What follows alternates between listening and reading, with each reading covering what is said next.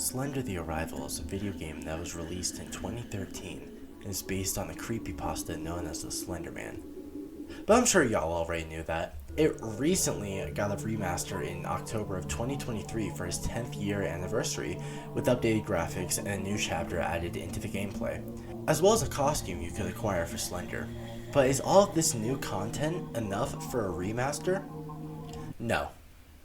Okay, let me elaborate a little bit. First of all, hey y'all, it's Maple here, aka Lego Killer Moss #1 fanboy, and in today's video, we'll be talking about both versions of Slender the Arrival, the original and remaster, and we'll be talking about which version is better. I'm a bit on the fence about it because while the updated graphics and the two new pieces of content are nice, I'm not sure if it's exactly enough to warrant the price being double the original, or to even warrant a remaster at all. I think there's still more content being worked on for it, but given how we are 2 years since its release, and one new level in the costume for Slender is all we've gotten, I don't know, doesn't entirely seem worth it to me. Though I will say, the fact that we are getting any sort of new content for Slender of all things is really nice to see. But let me state something that may be a bit controversial. I like the original better. But Maple, the updated graphics, the new level, and not to forget Slender's epic hot dog costume. I know, those are all great, don't get me wrong, but in my opinion, I think the original Slender the Arrival game surpasses the remaster just by a small margin. I'm sure y'all are still unconvinced and think I'm crazy for proclaiming such a thing, but y'all are watching this video for a reason, so let me actually dive into my reasonings.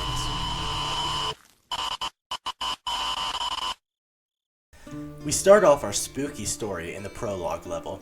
Our protagonist that we play as is named Lauren, and she is just one of 5 characters we will come to know. The others include Kate, CR, Charlie, and of course, the Slender Man. The game starts with Lauren getting out of her car as there is some debris on the road. She walks down the rest of the road to Kate's house and looks around for her, finding letters and papers, which I'll talk more about in a bit, scattered around her house.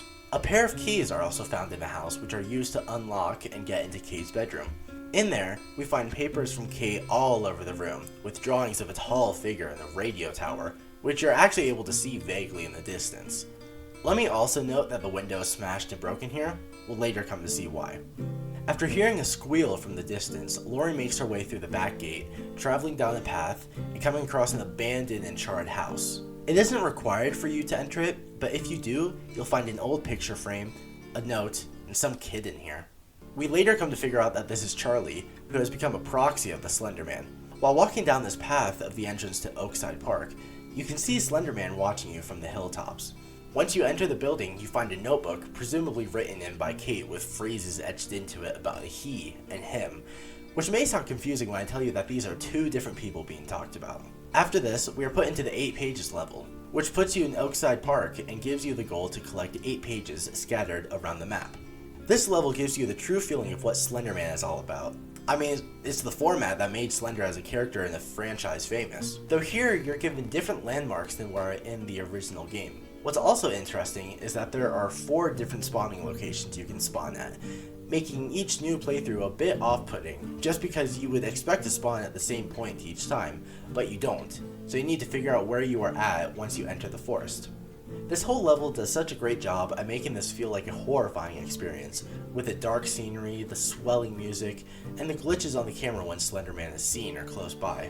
After collecting all 8 pages, the music cuts out, giving you a moment of peace and relief, before the Slender Man jump scares you and chases you through the forest. Though if you're on easy difficulty, you can collect 4 pages and then run into Slender and you'll get the same ending. After this, you wake up in another part of Oakside Park, and after a bit of exploring, you then find the entrance to a mining facility owned, and now abandoned, by the Coleman Mining Facility. And with nothing else besides trees around you and no other way to go, you head inside. Into the Abyss is another great level, and one that captures the feel of what Slender is about, the scariness of it, and amplifies it.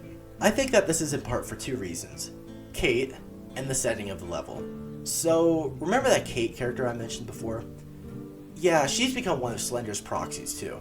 In this level, you are tasked with searching around a mining facility for 6 generators, and if on hardcore mode, 6 gas canisters as well to fuel said generators. In addition to Slender Man being present in this level, Kate, who has now become a proxy to him, is chasing after you. And she is fast. It's so interesting and adds to the atmosphere of the level, whereas before, you're used to only having to evade Slender, a character that stands still aside from teleporting.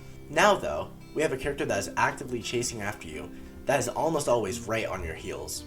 This leads me into the second reason as to why this level is so great.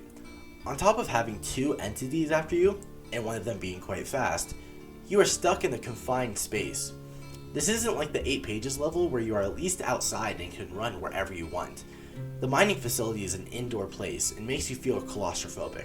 When you enter the area with the first generator and turn it on and see all the doors opening, it gives you a sense that this place is big and spacious. And while big, I don't know if I'd say it's spacious. And the fact that you only have your flashlight for lighting makes it all the scarier. This level is great, and probably the greatest of the bunch. After turning on all the generators and escaping in the now powered elevator, you're taken outside of the mining facility, into the top of a mountain, and oh my god, the view. I'll talk more on the views and looks in this game later on, but I can't not mention it here. This level is named Flashbacks, but the area acts as a sort of doorway to different levels, with not much happening here in this area. It's one of the only parts where you can breathe comfortably, with the beautiful view you are given and the amazing music that plays too.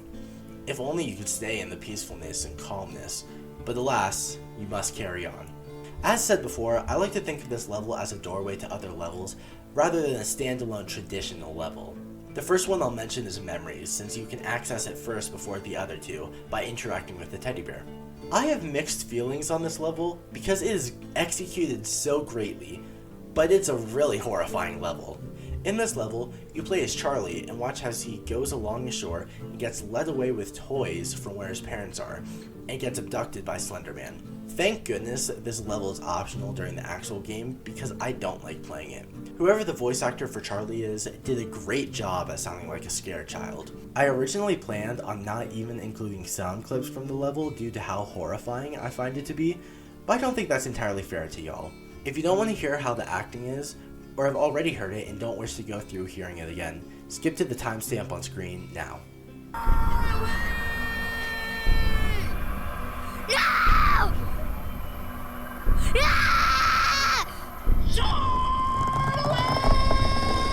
After this level, we continue on through the forest, escaping through a cave and to a building with 2 VHS tapes and a VHS player.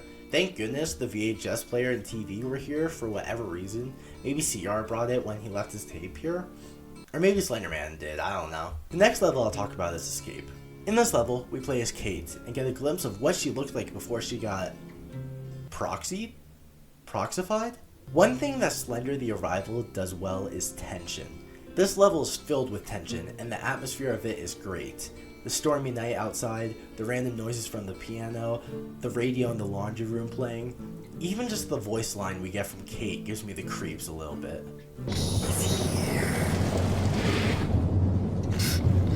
Close on the windows and doors.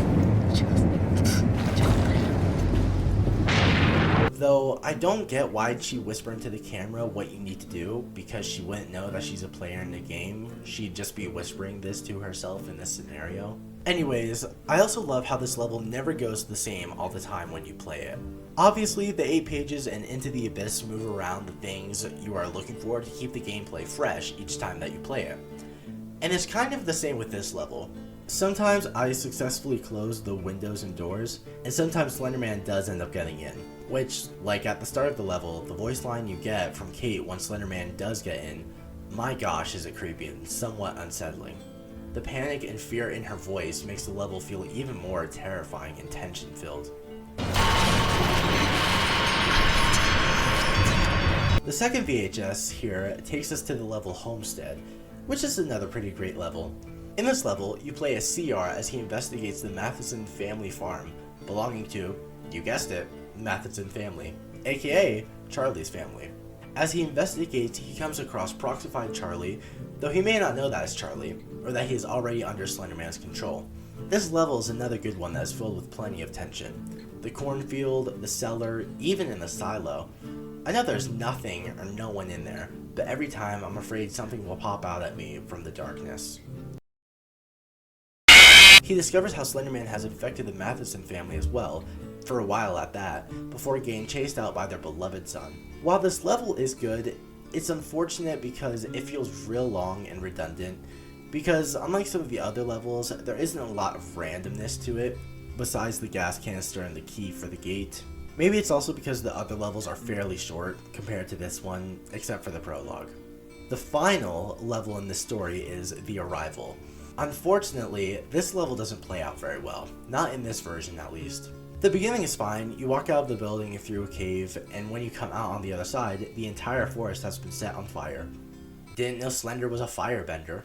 Hey y'all, quick side note as I'm recording this wasn't in the script, so I just want to say it here, just kind of going off the top of my head. While making the script for this video, I was actually really curious to know like how the fire in the forest actually started, because before putting like research into the script, and like the entire time before making this video, I was always under the impression that Slenderman legitimately set the forest on fire. It turns out that it's actually just a hallucination from Lauren, our protagonist, that she has because of like Slenderman like starting to really infect her mind and whatnot and become into her life.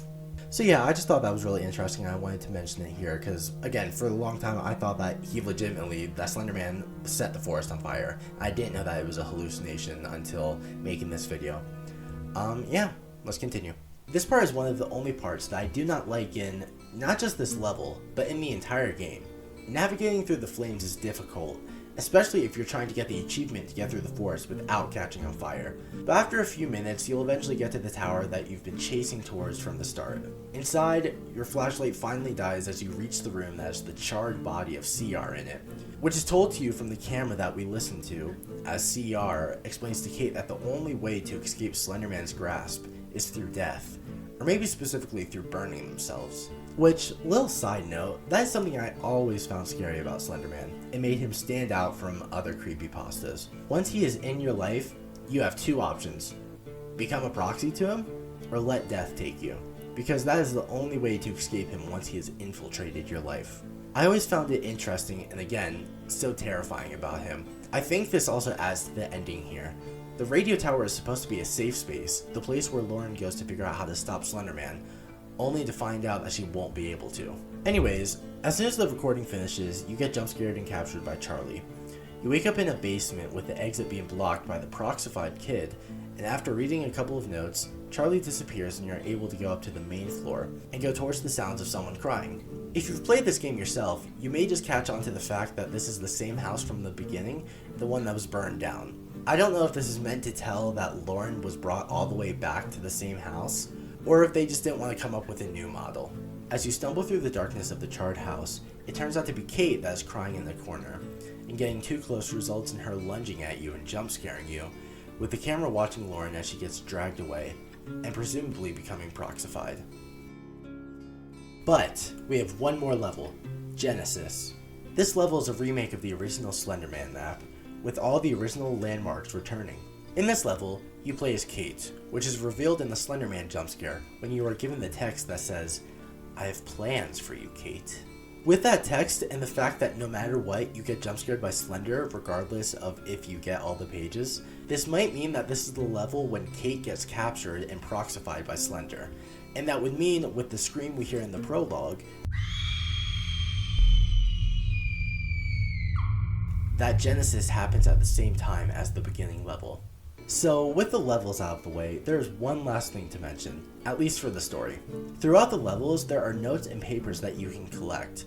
While some of these are just there to add atmosphere to the levels, a select few are actually here to give context to the story of the game. In the levels, you can find numbered envelopes, and in these envelopes are letters that are mostly, if not all, sent from CR to Kate. These letters reveal Kate and CR's past, how they'd go into the forest behind Kate's mom's home and ghost hunt when they were younger.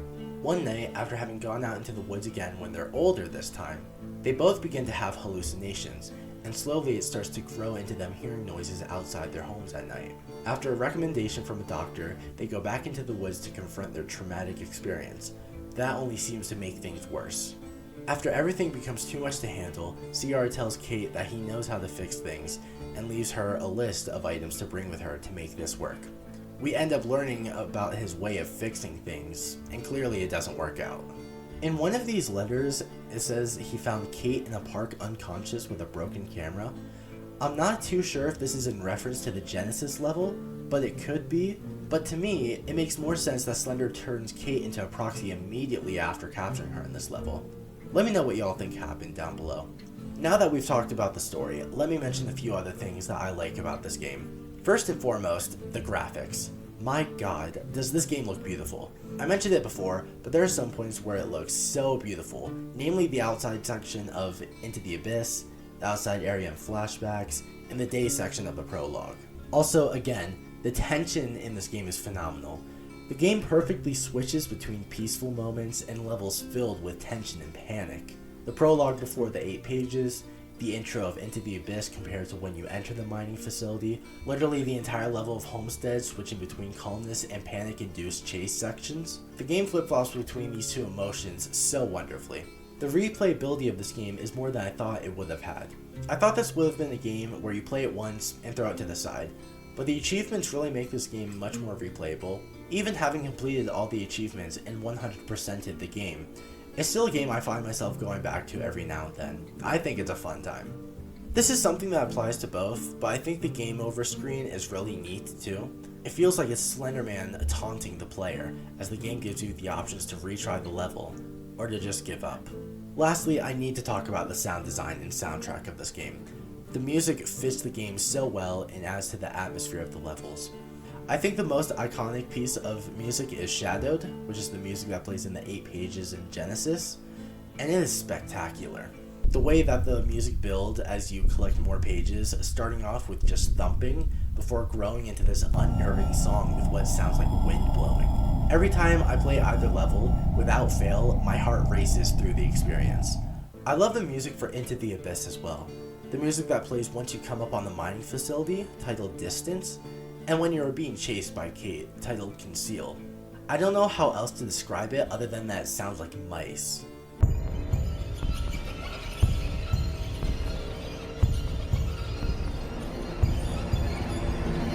The music and sound design of this game is so well done and adds to the greatness of this game. And there we have it, my thoughts on Slender the Arrival, the original at least. It is truly a great game that has more than meets the eye. How about we talk about the remaster now? So, since I went through the story already, I'm just going to talk about the things the remaster gives us that weren't in the original. First, the addition you'll notice as soon as you play the game. The graphics. The original already looked great, but the remaster looks amazing. It looks 10 times more beautiful than the original, especially in the parts that I had mentioned before, like the outside area of Into the Abyss, and the prologue too, my god. Even during the 8 pages level, it looks so beautiful there. The biggest piece of content that was added into the game was the new chapter, Nightmare. In this chapter, we delve into the effects of Charlie's abduction on the Matheson family. The chapter starts off with Charlie's father, Charles, seeing his son outside the window as he's drawing the typical Slenderman drawings in the book. He turns around to head outside and sees the Slenderman himself, before awakening in an abandoned hospital. The entirety of this new level takes place in this abandoned hospital, with Charles wandering around as he sees hallucinations of his son, imagining himself as a younger version and as his proxified version, and also imagining the Slender Man as well.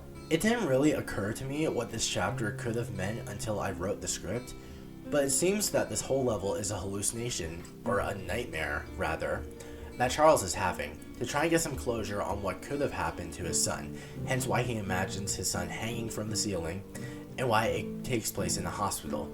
Either not being able to handle it in the end, or knowing what could happen now that Slender is getting too close to him, he burns his house down to purify himself and save his son, as is written on the walls at the end of the sequence. This level is also the only level to make use of the crouching action, as there are sequences where you need to crouch to climb through vents. This crouching mechanic was also in the original game, but as to why this is the only time it has been used beats me. Another big piece of content the game was given was Slender Man's Halloween costume. You could get access to this if you found all the pumpkins hidden throughout the levels during the Halloween update. After that, you can go into the settings and activate the Halloween costume, which puts Slender in a hot dog costume. I kid you not, this is part of the game. It's kind of funny and kind of neat, I won't lie. This game also gives you the option to turn on subtitles for the notes and letters you get, and for the text that are written on walls throughout the game. I think this is a really nice feature because with some of the pictures and articles you get, it can be hard to decipher what is being written. I mentioned earlier how I dislike the forest fire part of the arrival level in the original, because it was difficult to know where you are meant to go. Well, luckily, it is much easier to tell in this version, thank goodness. Funnily enough, if there is one thing I really like about this version, it is that. Also, something I saw while working on this script and video, some of the trees look like they are already burned and without their leaves before you get to that section. Perhaps this is foreshadowing, or maybe it was unintentional, I'm not really sure. Other than that, there are a couple of small things that were changed, namely Slenderman jumpscare animation. Slenderman's effect on the camera when he is on screen is different in this version too, starting out with just him being distorted and then distorting the entire view in the camera the longer you look. The running animations were changed as well. I know as of now it sounds like the remaster is the better version of Slender the Arrival. And I agree, on paper it does. So what makes it not better? Higher quality does not always mean better. Now, how does that make sense? That sounds like one of the dumbest things ever said, right? Well, honestly, I partly said it to keep y'all hooked and keep y'all tuned in, but there is some truth behind it, at least in this case. I will say again that the remaster looks absolutely beautiful, but I think the graphics in the original work better and more in favor of the scariness and atmosphere. Let's take the 8 pages for example. In this remaster, they made it so that even if you aren't using the flashlight, you are still able to see the surrounding area. In the original, it is pretty much pitch darkness all around you if your flashlight is not on, and even when it is still super dark in the areas you aren't aiming the light at. It can be a bit annoying on the higher difficulties because your flashlight can die out, but I still prefer the pitch darkness because it adds to the atmosphere and the scary feeling of the game. Another thing that I prefer in the original is the Slenderman jumpscare. Something about the jump scare in the remaster makes it feel memey, if that makes sense. Like, as if they took a still image and wiggled it around with the static noises over it. And while the original jump scare literally is just a still image with some effects over it, it just seems cooler and better than the remaster jump scare. Speaking of the jump scare, or I guess more so about something adjacent and related to it, the static effect. It is much better in the original compared to the remaster. That's not to say that it's bad, but the way that your camera shakes and gets corrupted by static as Slender gets closer is better done in the original, and adds to the intensity and fear in these situations. I also feel like the way you move in the original is better, especially in the level into the abyss. When running away from Kate, the way your flashlight moves when you sprint away feels more sporadic, and like you are truly in fear for your life. The movement in the original just looks better and more appealing and more realistic, I'll say. In the remaster, it literally feels like you're just swinging your flashlight from side to side, whereas the original, it feels like your whole body is moving, not just your arms. And I think this leads to the biggest complaint I have about the remaster: the pricing. Slender the Arrival costs $10 for the original. With the amount of content you get in the original, I think $10 is a very fair and respectable price for it. Even though I go back to it quite a bit and think it's quite replayable, all that you really get is 9 levels. The only thing that make it more replayable for casual people are the achievements. So while it is something I go back to often for multiple reasons, I can still see it's not a whole lot of content you get, but $10 is a very fair price for what you do get, I believe. Let's compare this to the remaster. With the remaster, you obviously get the 9 levels and all the same achievements, but in addition, you get access to one new level to play, updated graphics that, again, do make the game look beautiful, and a new costume for Slender to wear throughout the playthrough. How much does this game cost? $20. Which isn't a lot more, it's only $10 more, but still. The fact that the price was doubled for essentially updated graphics and 2 new pieces of content, I don't know if that warrants its pricing. I'd say perhaps $15 would be a fair price for this game, as of now. If we get new content for Slender the Arrival Remastered, and not just like one new thing, I'd be willing to retract what I say about the pricing. And here's the thing, we were promised more for this game. We were told that we'd get more chapters, and even the multiplayer mode. Development of the game was put on pause for the time being, and I hope that is the case, just the time being. I hope there is more coming. I do want to throw in here real quick and say that I do appreciate what we have been given, even if it doesn't seem like I am appreciative. Like I said in the beginning, the fact that we've even gotten new content for Slender the Arrival of all games is really nice. It wasn't something that was absolutely needed, but the fact that we got it was really sweet, and I'm thankful for it. And I don't want to harp on the developers of the game too hard, because I'm not a game developer myself, so I don't know how hard or not hard it is. Blue Isle Studios has made more games than I have, so I don't feel it's right of me to completely bring them down when I don't know what it's like to make a game. Again, thank you for this remaster, because getting new gaming content for Slender in the modern day was not something that was expected. It's just a bit frustrating as someone who is an avid fan of these two games to see that we were supposed to get new content but only get a few pieces of what we were told we'd get. To the developers, I do wish you well in whatever you are working on now and hope that there is more to come. So yeah, there are my thoughts. As it stands, Slender the Arrival was a great game as it was, and while the remaster is a welcome addition, I think the original excels in a few ways compared to the most recent version we got of it. I'm still excited to see what is in store for the remaster, and maybe one day I'll end up coming back to talk about the remaster and see how it holds up once it gets new content.